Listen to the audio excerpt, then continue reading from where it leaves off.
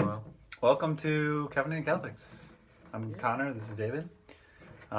This week, this is a third week.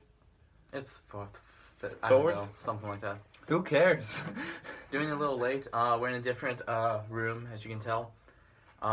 It's Tuesday night, so we weren't able to get in here on Sunday. And so there are people in our normal spots.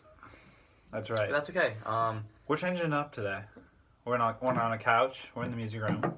Yeah. This is actually where we made our first video. That's right. But Yeah. then we had to delete. We had to delete because it was way too long.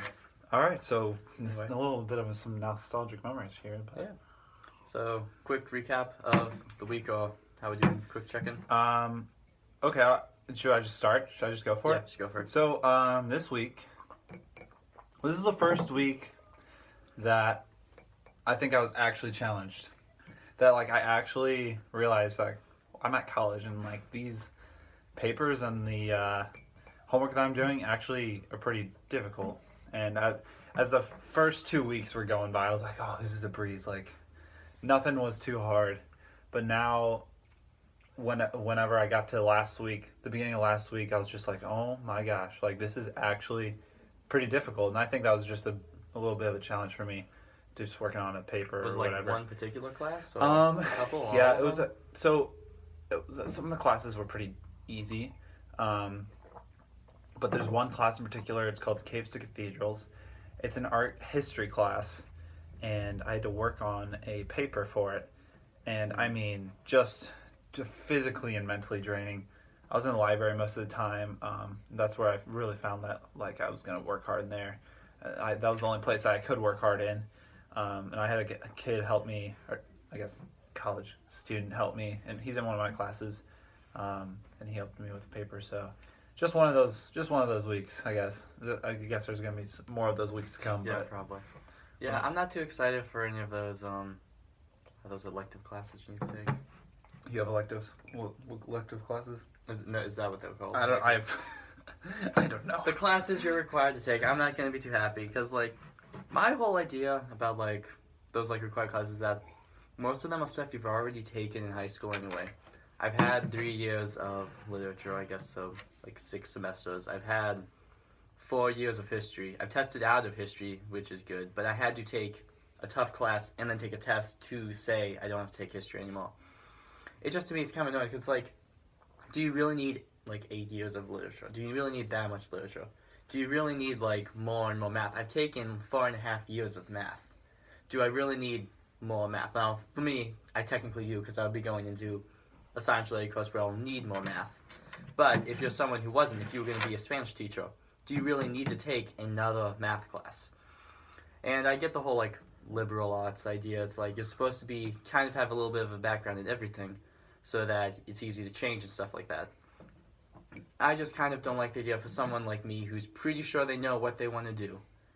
Why I have to take Spanish? I'm never going to speak Spanish. Once I get through Spanish 2, I'm done. I'll never say a word of Spanish again. It just kind of makes me upset to know that I could graduate here a lot faster, save a lot of money and a lot of time if I didn't have to take all these extra classes. Yeah, I think it looks.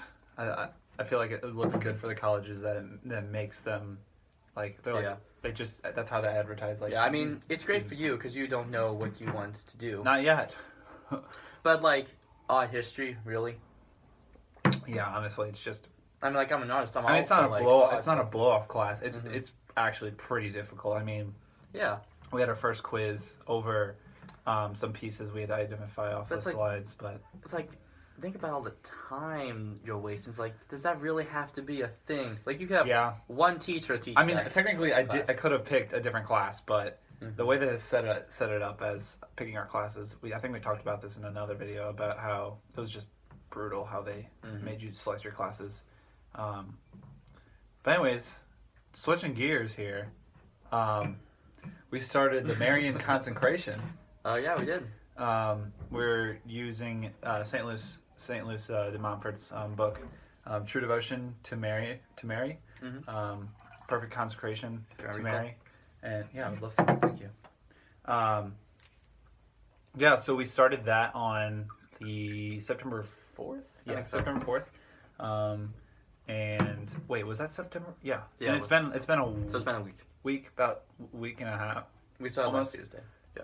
So yeah, so we're working on the 12 preliminary days. Yeah. So how's that going for you? Well, to briefly explain, in case anyone knows, is this saint, Saint Louis de Montfort. He's actually my confirmation saint. Wrote this book on the true devotion to Mary, and the devotion to Mary, in short, is it's basically just like making a decision to make a devotion to Mary, to say everything I do in my life I give to you, to basically do with as you wish. Like, use my prayers, use my sacrifices, Your gifts, virtues. yeah, whether you want to use them for me to get close to heaven and gain grace, cool. Or if not, I give you the option to use them for the souls in purgatory, for someone else.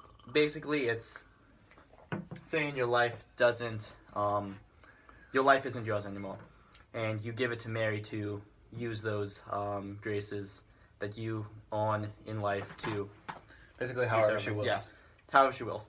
Now, I actually have made the consecration before, like 5 years ago. My dad had me read the book and do it, and at the time, like I was like didn't exactly completely comprehend what I was doing. I knew it was important, but I didn't exactly like grasp the whole idea.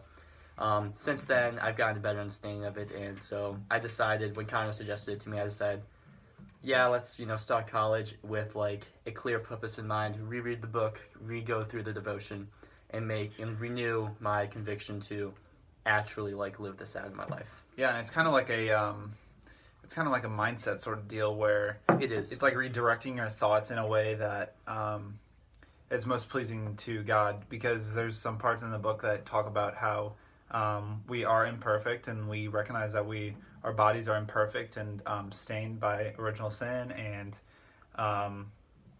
or not.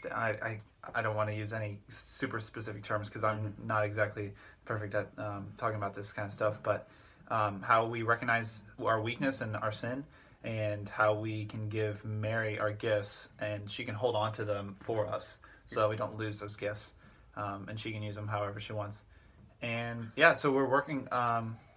We're basically the first 12 preliminary days. They want us to read the first, or Read the basically book. a whole book. The whole book, which it's not that bad. Mine's like 170 pages, something like that. Yeah, mine's like, so there's two. I just looked at it today. I think there's 275, 70, 73. I think there's 273 points in the whole book. Mm-hmm. So we split it up like, I guess we did it like 23 points. I'm doing about 24. 20 points a day, something like that. Mm-hmm. And yeah, so I'm pretty close to finishing that part. Yeah, so have you read this book before? Okay, so I read some of it. In high school, my apologetics teacher, he basically explained how a relationship with Mary is really beneficial to your relationship with Jesus. And so he recommended this book. He never said it was a devotional book. He just said, just read some of it. And I was in high school at the time. Mm-hmm. So I was it was taking me a pretty decent amount of time to read the book. And I really didn't understand what was going on. Yeah. But like now that I've been consecrated through the 33 Days of Morning Glory, which is another book. Yeah, I think a lot of people are familiar with that one. Yeah, that one's it's pretty easy going. But I've noticed that after reading that book, and then after reading most of St. Louis de Montfort's book, there's a big difference in the density and how... Are they talking about the same devotion? Is it the same devotion, the exact same devotion? So it's the same consecration to Mary, but it's not in a different way. They just don't talk as much in the 33 Days of Morning Glory. He just goes straight into like why it's good. There's not as much density in the book, and I've noticed that like now that I'm actually able to understand what true devotion says, because I'm in college now. Like my mind has changed a lot since high school. Like it's I can see a big difference in how it's structured and set up. Yeah, I mean the way.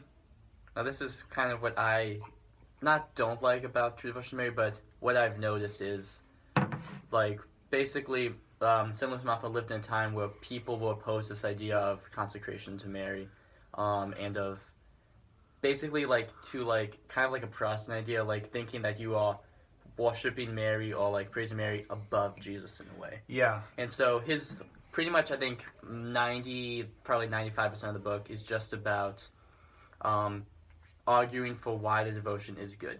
And I'm not saying that is bad. It's just, for me, like, I've never doubted devotion was bad. And it's good. A lot of the stuff does, like, clarify some things, make it good. It's just, for me, in my life, like, I have a hard time, like, remembering that I am consecrated. And, like, knowing, like, on a day-by-day basis, like, how exactly does this, like, change my life? Now, the idea is that you're consecrated. It doesn't really change anything. But in, like, your mindset or how you act, it should be different in a way. If that makes sense. Yeah, it's and like that book, I feel, doesn't do a great job of 33 days. No, or True Devotion. True Devotion. Like, St. Montfort is like, he's arguing for why it's important, so he has a tons of points and evidence to back it up. But I want, like... You haven't gotten to 200 points yet. Not yet. I mean, I'm at like 200 and, let's see, like 25. Like, I know he has something about, like, the Mass and what you do during the Mass. There's and stuff definitely, like, some parts in the book.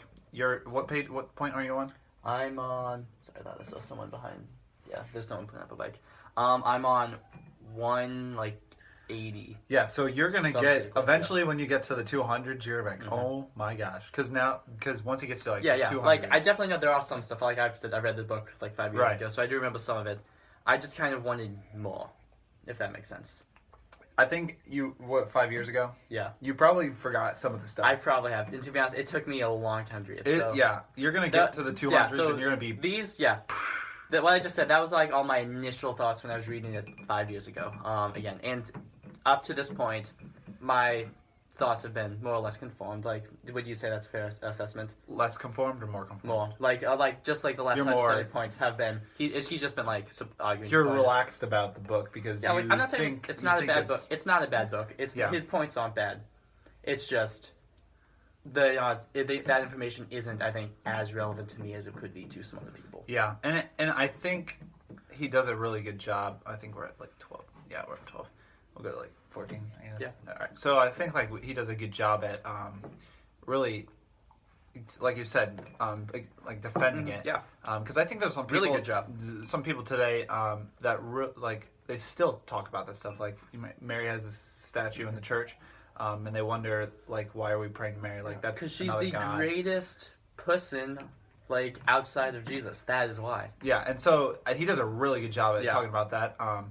But I'm going to say this again because you haven't gotten to it yet, but I've gotten to the point where, like, oh my gosh, this is actually starting to change my life before I even completely consecrate myself again. Yeah, like, that's another thing. Like, you talk about, like, the little chain. Yeah, the little chain part. Yeah, like, I think, now, part of me is conflicted because I want to wear the chain. However, I'm not sure if I'm ready for it yet. You're not at the humble part? I'm not like Ben was talking about like the humble and humility part. Yeah. I think it's like, I think this is a me personal, like, I don't think I am ready. I feel like wearing the chain, like, practically all the time, it's like a next step of like showing your commitment. And I just don't think, to me on a personal level, I don't think I am committed to that yet. Yeah. It's definitely... I mean, I think I've been doing a good job in, this is going to sound super prideful, but I think I've been doing a good job in being humble with this book and like with Consecration to Mary. And I think I'm thinking I'm ready for it. Yeah, I mean, to me, it's not like the idea of humbleness, like Ben talked about how it's like, it'd be like wearing your scapular outside, like all the time, like saying, consecrated the scapula and like, being prideful, like basically having a big t-shirt on that says, I'm consecrated to Mary, or like, I'm number one, or something like that. And if you really wanted to, like, I wear the cord, do you know the cord of St. Thomas Aquinas? I've heard of it. I'll explain the cord. The story, I think I know the story. Later on. With the chastity thing. Yeah, so he got a cord, and people wear this cord under their garments so no one can see it. Yeah. And that's what I'm doing right now with the confraternity of the angelic warfare. I'm wearing that right now. But it's really, like, you can do that with a chain too. Like, put it on your ankle, in your sock, or put it, some people wear it around their neck. I mean, that's pretty crazy, but some people might. The thing is, for me, like, I don't think it's a pride issue for me. I think it is a personal, like, this is showing my commitment to it, and, like, showing, like, to me, I feel like it's me saying I give you more control of my life. And I'm not sure if I'm ready for that. You're not ready for more control. I'm not sure more of giving up. Because, like, giving control of my life to God has been a big struggle in my life. And, you know, though, like, giving up control to God has been, like, I've learned to let go of that more. I feel like might be, like, something I just personally am not ready yet. And let's see, maybe at the end of the consecration, maybe I will be ready. Maybe I might wait in a couple more years before I actually put on the chain. But to me, I don't think it's a pride issue. I think it's just more of a... I don't think I'm ready yet, yeah. I mean, that's a good thing to talk about. I think, yeah, that's pretty good to, like, actually be vulnerable about. Yeah. I think that's all the time we got. If you like the video, please like it. Please subscribe. You don't have to like and subscribe. Don't. Please like, subscribe. If you like this video, don't subscribe. Share it with your friends. Okay, I think that's all we have for today. So thank you. Have a good day.